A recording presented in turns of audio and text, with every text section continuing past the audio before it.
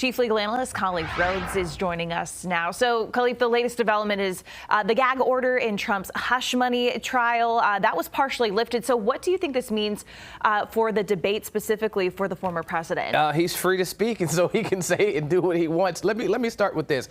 It really can be a mixed bag with the former president. And he asked the crowd, he said, do you want me to be nasty or do you want me to be nice, Trump? I think you'll get a mix of that. And because the gag order is now released, anyone that's a target, either past, former, or present, will be a target. Biden will be standing in front of him, but make no mistake about it, he'll take attacks at anyone that he can. And so I think that will allow him to at least let some of that out. But he asked the crowd, what do you want? And it was kind of a mixed reaction. And so I think he will be nice-ish until he doesn't have to be, and then he'll unleash on anyone that's in his way. It's kind of, walking that fine line there into the debate. You got to get your message across. Obviously, the president, his son Hunter, was convicted in a federal gun trial.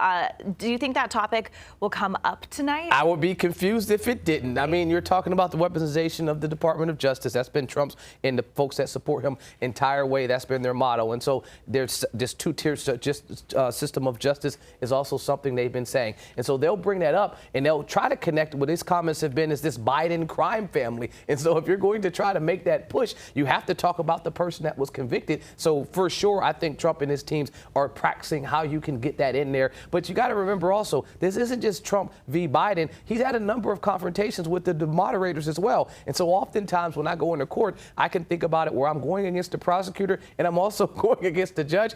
This will kind of be what it'll be like today. CNN is hosting it. It'll be a number of contentious questions, I think, just from the very beginning.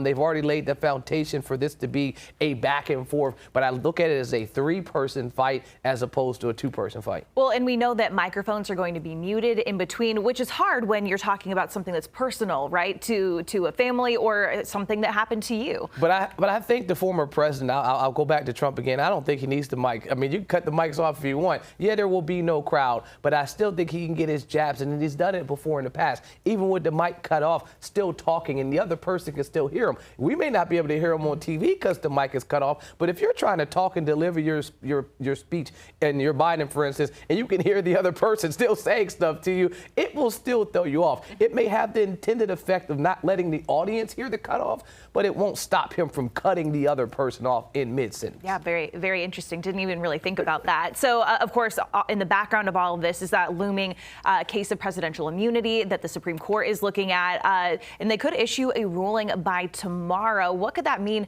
for Trump in general, but also future presidents? Absolute game changer. I mean, for Trump himself, if he is found that the president is immune from any type of criminal prosecution, I mean, this is a major win. I think it will strengthen his base. It will probably shift some folks that are already trying to lean on the fence to not go with him. I mean, because now all of those cases go away. And you're talking about now he can solely focus on running this election. And so I think that would be a major win for the president if they decide in his favor. I mean, we just need a decision. Whatever way they decide, just come out with one so the folks can figure out what needs to happen, because we're 5 months away from an election right now.